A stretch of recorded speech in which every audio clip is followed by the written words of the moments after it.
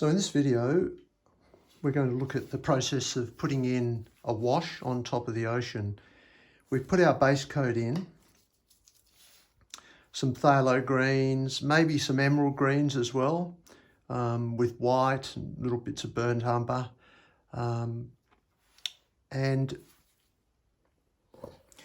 as you can see, looking at this up close, although this is covered in another video, I've tried to keep the lines horizontal, the seaweed lines, the reef lines roughly horizontal, certainly not heading up or heading down, but generally very horizontal. That is how it looks in the picture, and that's typically how it looks in reality as well. So it's quite important to do that. I just wanted to maybe do a couple of background points before we get started. No fancy PowerPoint here. So some key things on background points. Don't rush. That's very important. You know, think about looking at your source photo, and then after you've thought that through and mixed your paint, but don't just rush into it. Your brush stroke should be horizontal. Refer to the photo regularly. That's your reference material, so very important. And just be prepared to shut things down and say, look, that's it. I'm going to let things dry, and then I'll go and have another try at this tomorrow, even though there's little bits and pieces that you want to fix up. Okay, so, excuse me. So this is a bit of a summary point. You can see I've got all my colours laid out in that red, orange, yellow, green, blue, indigo, violet sort of pattern. I'm probably going to be using my second largest brush, not the largest. I've got some liquid here, so I just dab a little bit of liquid and start in my mixing bowl here. So just get that to free the brush up a little bit. So that's in there. Now, I've labelled my whites titanium and zinc. Titanium at the top, zinc second. We're using zinc in this because zinc is a transparent white, and that's what we want here. We want to be able to put it onto this base coat that we've created and have it function as a wash, as it were. So I'll put a little bit of blue in here, some cadmium, some cobalt blue. So just grab a little bit of that. It's a very pure sort of blue, so we might decide to knock it down. See how I'm coming at that paint? I'm sort of coming in from the side and injuring it. I'm not going in and sticking my brush in. I'm trying to control the amount that I get. So I'm coming in sideways and flat and grabbing a little bit, and then trying to avoid a surprise, I guess. My burnt umber's up here. So that just sort of takes a little bit of that blue edge. I'm going to make it a little bit more buttery, and then it's just a matter of putting this down on top. This will be the first of a number of layers. So I'm just sort of checking the color I've got. Look, it's not bad. It's my first one. So look, I'm just going to go ahead with this, and then I'm going to cover the whole area. I'm very careful on my edges, particularly along my horizon here and on this ridge line, so the shoreline for the ridge. You can see I haven't mixed a lot of paint, so I'm probably going to need to mix a little bit more. And what this will do, it will just blunt those bright greens that we've got and make them look a little bit more realistic. And it will also unify the other colours that we have. Zinc white, you're all clear on that, and just a little bit. So I create that comet tail. You know how I lay the paint down, sort of put it down and squidge it so that it makes a tail, and that tail allows me to work off that. Probably that's a little bit too desaturated. Looking a little bit better, might be a little bit dark. It's okay. This is my first layer. I'm not expecting massive things in this first layer. So it's going over my reef. It's going over the whole painting. So it's a wash, a transparent wash. We don't use titanium dioxide or titanium white because it's quite a opaque white. And what we want is to put this blue colour on and have the green of the sandy water and the dark blue of the reef sort of coming through. So look, it's as simple as that. That's step one. We would always be referring, let's get that out of there. We'd always be referring to our source photo. So, you know, it may well be at the moment, this is quite green and this is quite a bit bluer. So look, you know, it's an iterative process.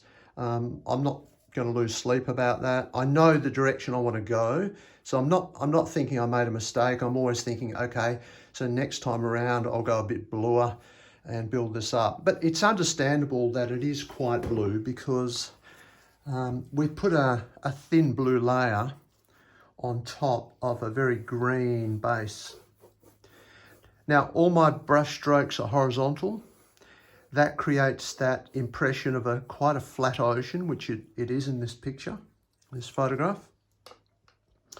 There are a couple of techniques that we're going to use. So here's a bit of a summary of it so that you can come back and pause things and look at this. We've gone through the base coat. So we've got green sand, which we've used with the phthalo green. And there's also an emerald green. I haven't mentioned that much, but it's actually quite a nice colour for that as well. So you could find that useful.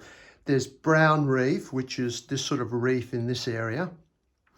And that brown reef, we use a burnt umber and a titanium white.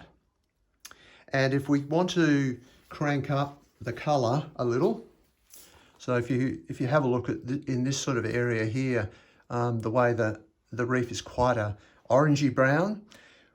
We get our orange by mixing the cadmium red and the cadmium yellow deep and just adding a bit of that to the burnt umber.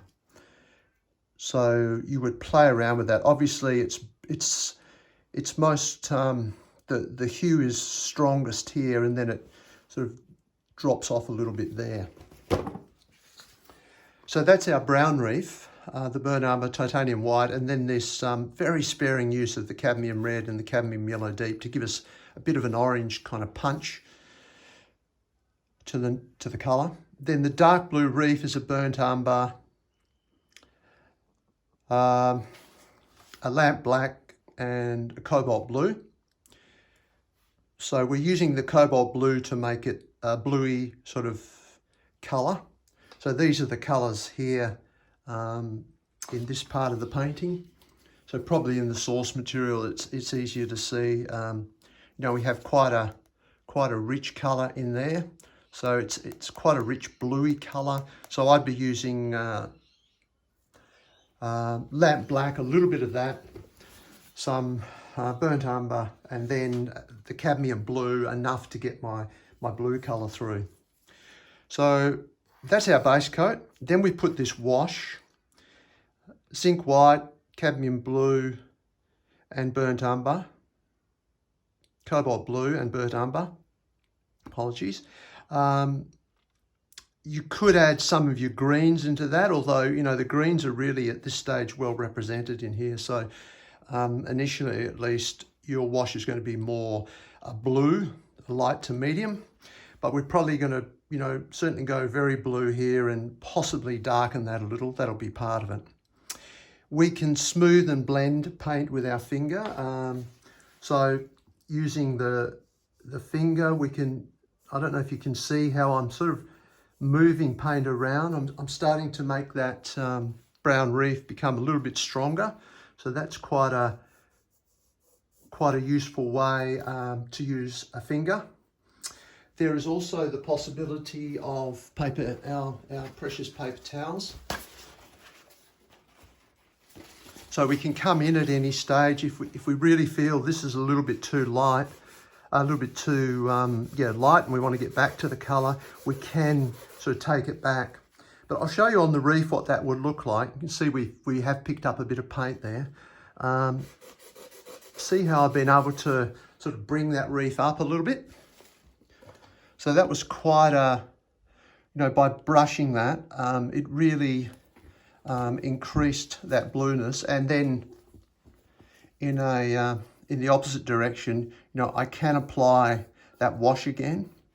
So you've got a way here to both, I guess, spread the colour, to remove the colour, and then to remove the wash, and then to add it again. So a lot of flexibility, I would say. So we can smooth and blend the paint with our finger. We can reduce or remove paint with paper towel. And then it's a matter of repeating that process. So I'm going to let that dry now. And I certainly recommend you did something similar. And then what I might do is I might, assuming that I had a dry board here, I might, for instance, just with the paint I've got, I might just throw a little bit of this emerald green in, and I'll use a little bit of this zinc white, although I'm going to go titanium because I want to, in these shallow areas, just to sort of make them a little bit lighter, just as a thing that I might do. It's going to be a little bit hard to see this because without putting quite a bit of white in. I'm going to put a little bit of yellow, just that's faint. Ooh, did I go too far? Just to make this look like a shallow water hue, which I think it, it doesn't look too bad to me. Okay, here we go. So we've put a bit in there, and then what I'd suggest is you can use your finger. That's why certainly I gave you a set of gloves, just to smooth that out, so you can see the impact that's had now on the painting. It's really lightened that shore. And of course, if you wanted to do that even further, then it's just a matter of doing something similar. And equally, I could be doing it here in this area where it's quite shallow. So again, I can apply it with the brush and then just feather it in to try and to get that sort of impression of a shallower beach, a shallower bit of sand. So you've got, all the tools you need in terms of that process. You can re-establish the base coat, maybe make this darker, then add a wash, and then use paper towels and other things, fingers, and go from there.